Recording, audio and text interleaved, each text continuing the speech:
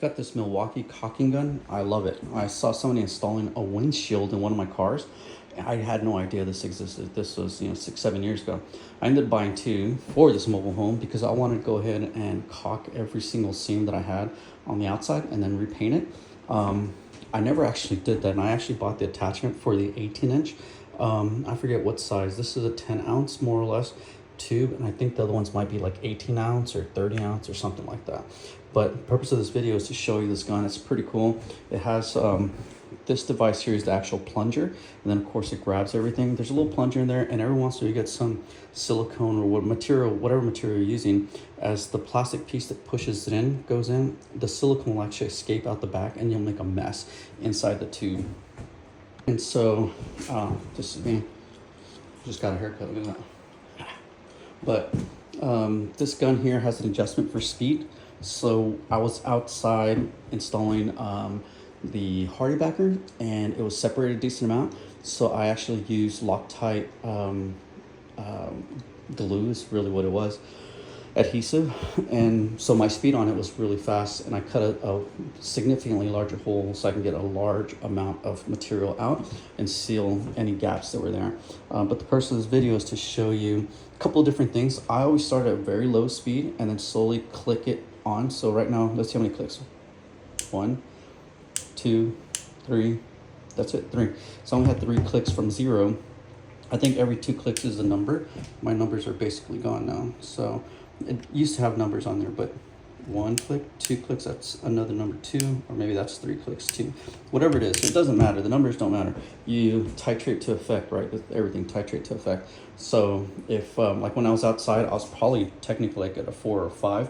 I've never really gone faster than that. One, because the plunger's gonna go too fast, and you'll end up getting a bunch of crap build up in the back. It's not a big deal if you do. I've used this system. I've never had to replace it. It works great. And I've had this, 5 years or so. But as you're going, you have to get your own tips. So I've seen where I always cut mine 45 degrees, and I forgot. I saw a tip where they actually cut like a little notch in the back, like a little V, and it works really good in applying your silicone around anything. So I actually went in, because of the limitation of the wall, I had to go in at a pretty steep angle. And once I got that behind this area, then I dropped it down to about 45. And I came back around and stopped. I stopped pulling the trigger about right here, and the pressure still produced caulking, and that's it. You can see where the caulking kind of stopped. And I started again from this side at a 90-degree angle, and as I came out closer and the gun was allowed to drop, and I came back around, let go of the trigger about right here, and the caulking finished about right here. But you see I did end up building up more pressure because of the way that I came by, and that's not a big deal. You're gonna see how I take care of that. You can see here I've got a decent bead on this, and I've got caulking here on my finger. This is extra caulking, and I'm not gonna need it. I'm gonna end up throwing it away.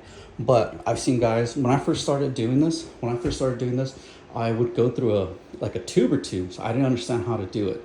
And so if I ever sealed like a shower or whatnot, I threw away so much darn caulking. So like this, why not just throw this in here? It's not gonna hurt anybody or do anything if I just slam this in there. All right, cool. And down the road, if I decide, I can clean that up. But you can see all that edge there. If people do really use this, waters end up coming out eventually. Back to this. So you can see I've already kind of ran my finger through here. So I'm just using this finger. My hands are fairly clean.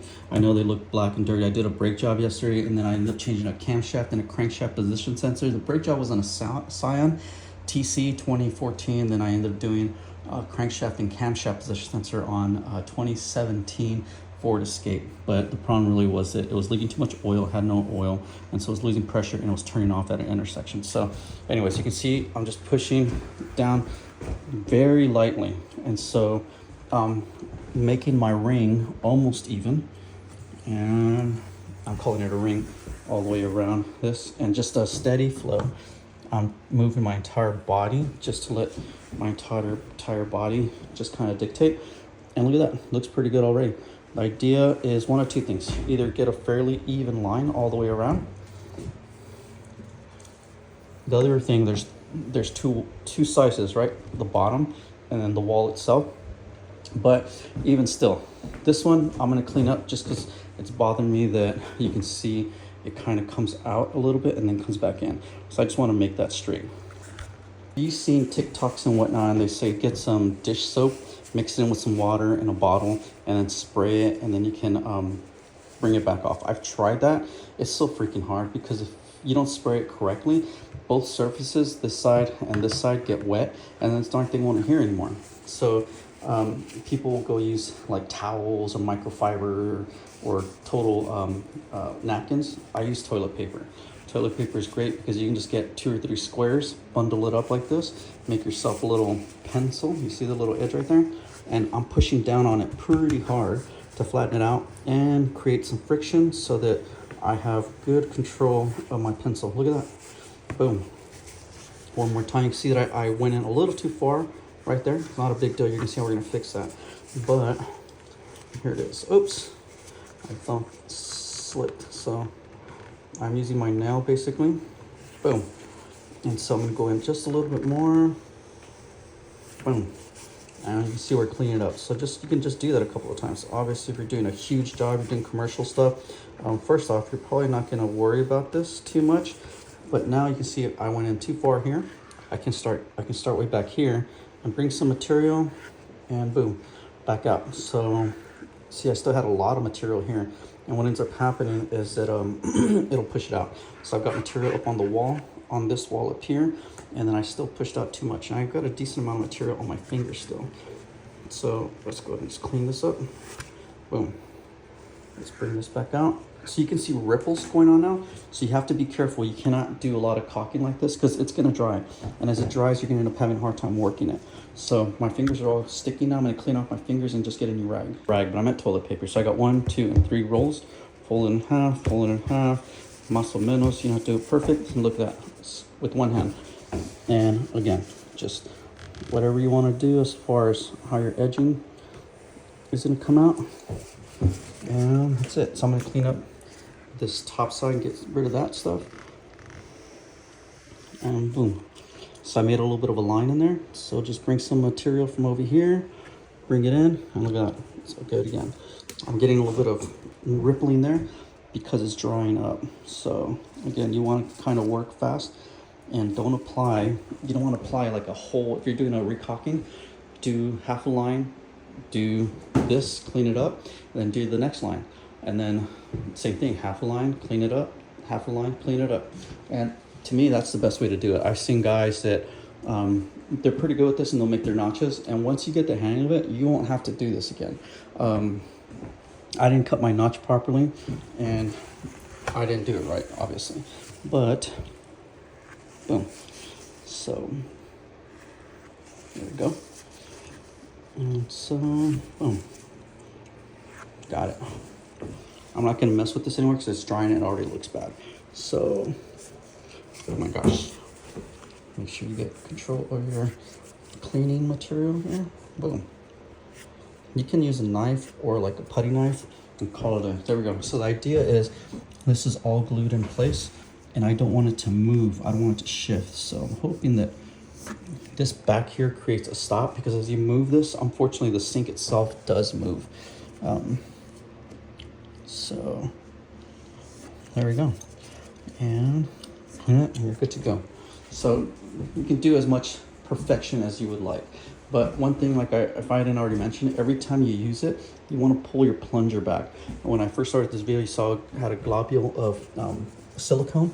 This happens to be silicone. You want to use silicone in wet areas, but if you plan on painting it, you can use a special silicone.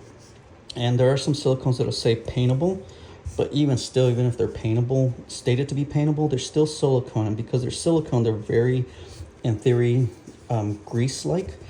And so they're kind of hard to paint. So if you're going to paint it, you probably have to let it sit for a little bit. Otherwise, you're going to have to use caulking if you plan on painting it. The caulking won't have silicone, and you can basically paint all caulking. So that's good. All right. Now, you see I got a little bit of a error there because like I said, I started over here and I came back and I let go of the trigger and whatever residual pressure was there, I kind of let it flow all the way until it stopped. And so as I went, it looks like it stopped here and then I just started again over here.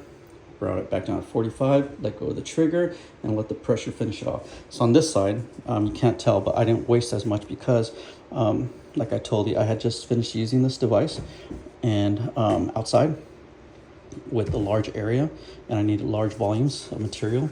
So I just basically reset the settings, readjusted a feel for it, and then once I got the feel, then I was doing a little better as far as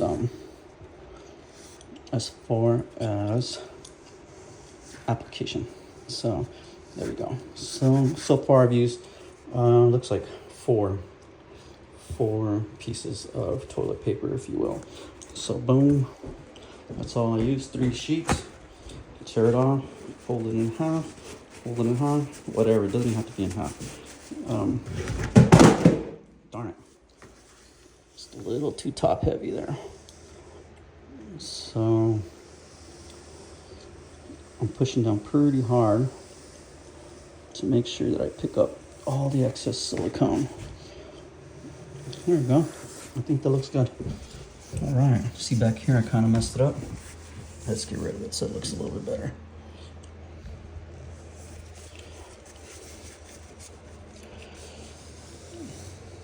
All right, there we go. Darn, my finger hit the wall and I pushed it in a little bit, but it's okay. Okay, again, you can do as much perfection as you would like. When I do like a customer's bathroom, I'll actually pull out a razor and then round it out with the razor, and that looks even better. But it's okay right now. I just don't, the whole goal of this really is to not let it move. All right, that looks really good. I think we're done. I'm gonna take off anything extra that was on here, and we're done. All right, so now all you need is a caulking gun. Cut it at 45 degrees, make a little notch on the, so it's cut at 45 degrees at this, hopefully you can see the angle, but at the top of the notch over here on this side, you make just a little V like this.